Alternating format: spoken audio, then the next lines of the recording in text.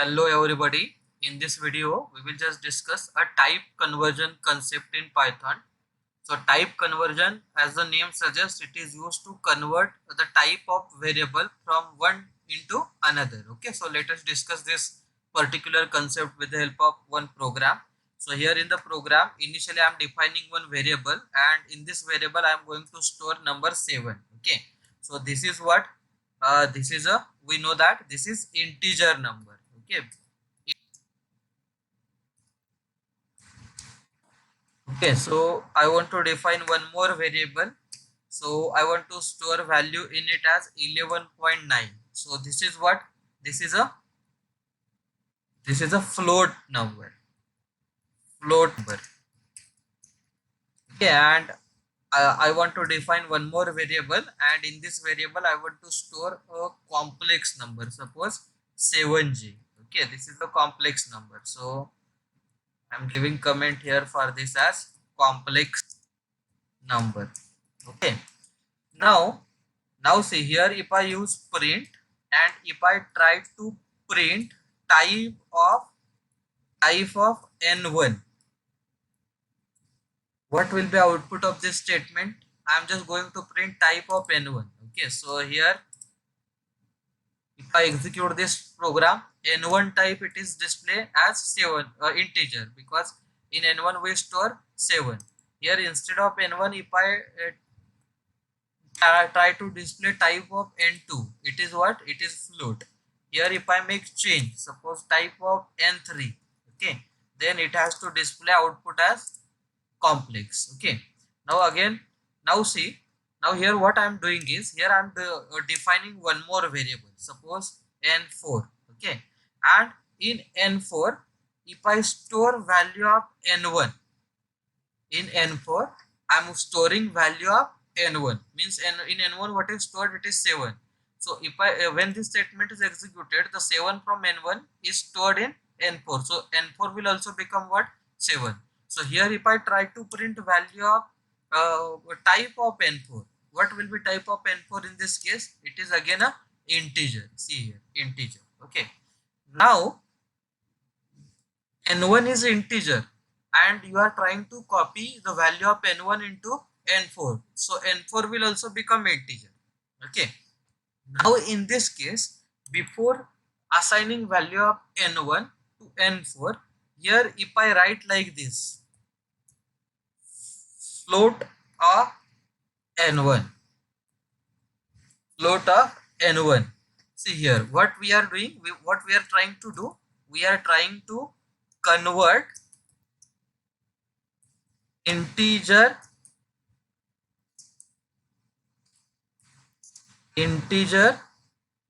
n1 into float. Okay, so actually here when this statement is executed, at that time what will happen, n1 is actually a integer, that is 7, so it is converted into float because of this float function, and then float n1 will get stored in n4. So now if I try to print value of type of n4, see what it is going to print, it is float. Here before using this print, if I write one more print here, print, and if I try to print value of n4 directly, value of n4, then in this case, see what output we are getting, 7.0.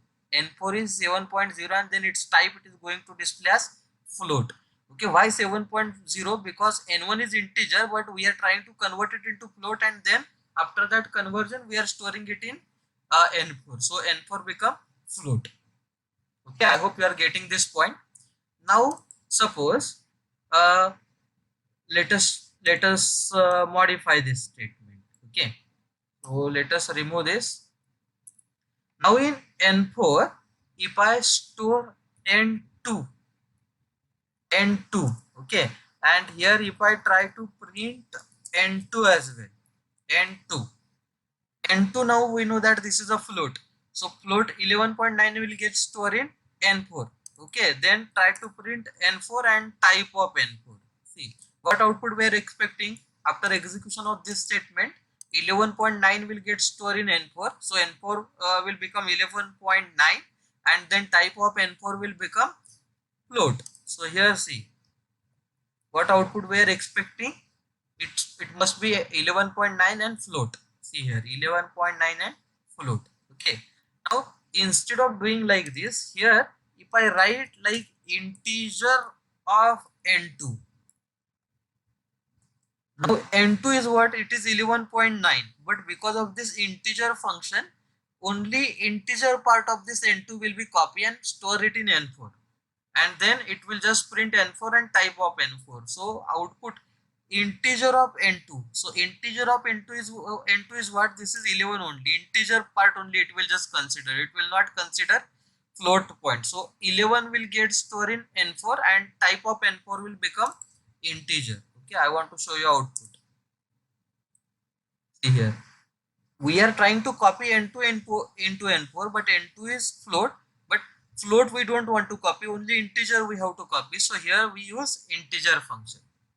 Okay, so it has printed value as 11 and type of n4 as integer. Okay, now one more function I just want to discuss here is, suppose again if I store n1 in n4 directly, and then trying to print n4 and type of n4, n1 integer. So in this case again what output we are expecting? 7.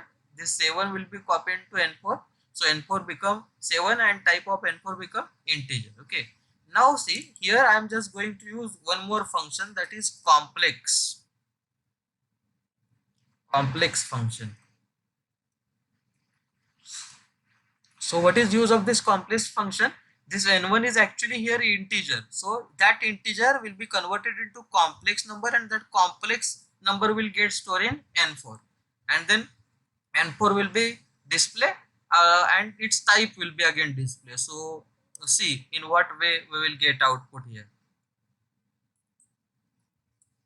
See here, it has display output as, see n1 is the integer, but it is converted into complex. So complex, if it is converted into complex, then imaginary part by default it has added, it is 0j. Okay, because we all know that complex number must contain imaginary part, but here imaginary part is not there in this. So interpreter has by default added 0j. J we all know that in previous video we already discussed. J is used to represent imaginary part. So here we try to convert integer into complex, but in integer only this real part was there, so it has added imaginary by default, and then ultimately it has printed value of n4 as 7 plus 0 and type as complex. Okay, so here three different functions we discuss. Okay, first one is integer, it is used to convert any value into integer. Then second one is float, it is used to convert any value into float, and third one is complex.